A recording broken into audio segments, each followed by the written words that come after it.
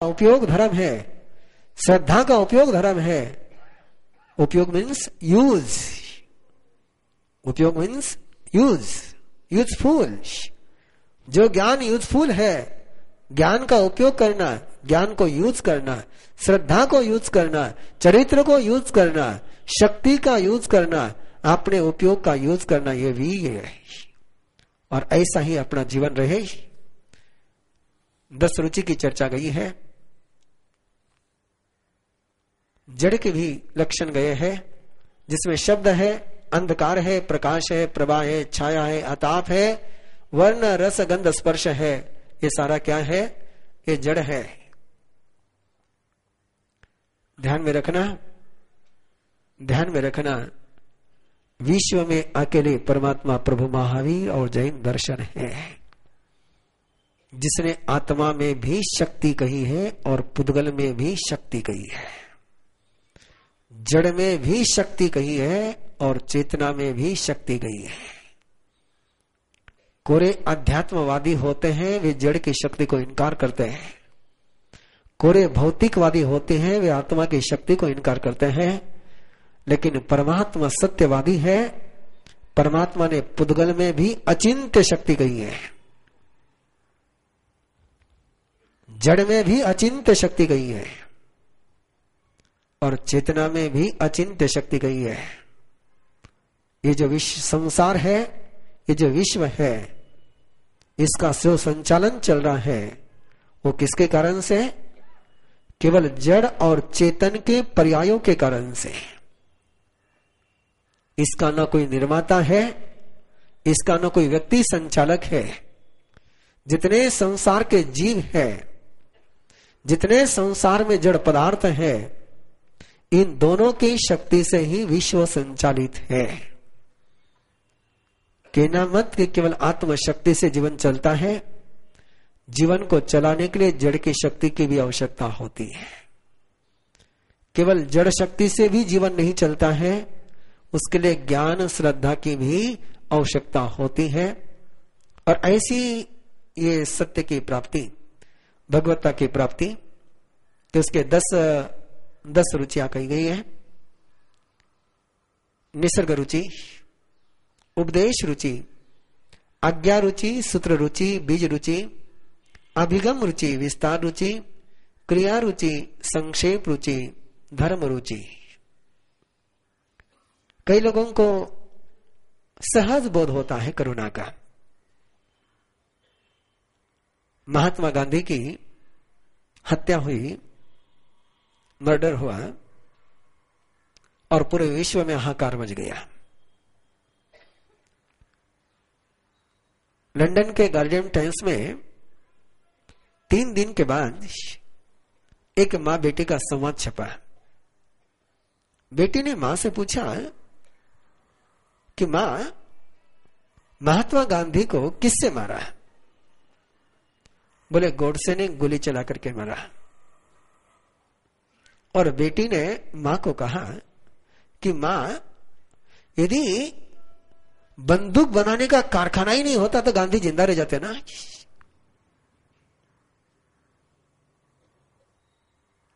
ये निसर्ग धर्म है, ये सहज धर्म है, सिखाया नहीं गया, इसलिए करुणा सहज है। और ऐसा सहज जिसको धर्म का प्रति अनुराग हो जाता है, उसको कहते हैं निसर्ग रुचि। जिसको 9 तत्वों की जानकारी, भूतार्थ पदार्थों की जानकारी होने के बाद जीवन में धर्म की रुचि जागृत होती है, उसको कहते हैं उपदेश रुचि। और जिसके अंदर का राग, नफरत, अज्ञान, मोह चला गया, उसको जो पदार्थ के प्रति या संसार के प्रति परमात्मा की आज्ञा पालन में आनंद आता है, आनंद आना चाहिए। आज्ञा पालन में मजबूरी नहीं लगनी चाहिए। मजबूरी लग गई तो खलुंकीज बन जाओगे, और आज्ञा पालन में आनंद आ गया तो भक्त बन जाओगे। तो आज्ञा पालन में जिसको आनंद आता है वो आज्ञा रुचि। और आज्ञा रुचि के कारण से बहुत कुछ मिलता है, बहुत कुछ मिलता है जो ज्ञान से नहीं मिलता, जो चरित्र से नहीं मिलता वो भी कई बार आज्ञा में से प्राप्त होता है। आज्ञा में रस रखने के कारण से, केवल आज्ञा रुचि के कारण से। उदाहरण देने का प्रसंग मेरे पास नहीं है, समय नहीं है। कई सूत्र की आराधना करते हुए प्रभु के शब्दों के प्रति अवभाव से रस लेते हुए, जैसे मैंने आपको पहले कहा था कि ज्ञानेश्वरी की पारायण में उस कीर्तनकार ने कहा कि अक्षर समझता नहीं, अक्षर पढ़ते नहीं आता है, तब भी ज्ञानेश्वरी पर से नजर घुमाते जाओ तो तुम्हें ज्ञानेश्वरी आ जाएगी। ऐसी जिसकी श्रद्धा प्रभु के अक्षरों के प्रति होती है, प्रभु के शब्दों के प्रति होती है, उसको जो सत्य का बोध होता है उसको कहते हैं श्रुत रुचि। कई लोगों की बुद्धि बड़ी प्रगल्भ होती है। जैसे बीज एक होता है और एक बीज में से अनंत बीजों का जन्म होता है, वैसे ही कई लोगों के पास ये सामर्थ्य होता है कि उनको एक इशारा करो तो बाकी सारा कुछ पता चल जाता है। ऐसी जिनकी शक्ति होती है उसको कहते हैं बीज रुचि।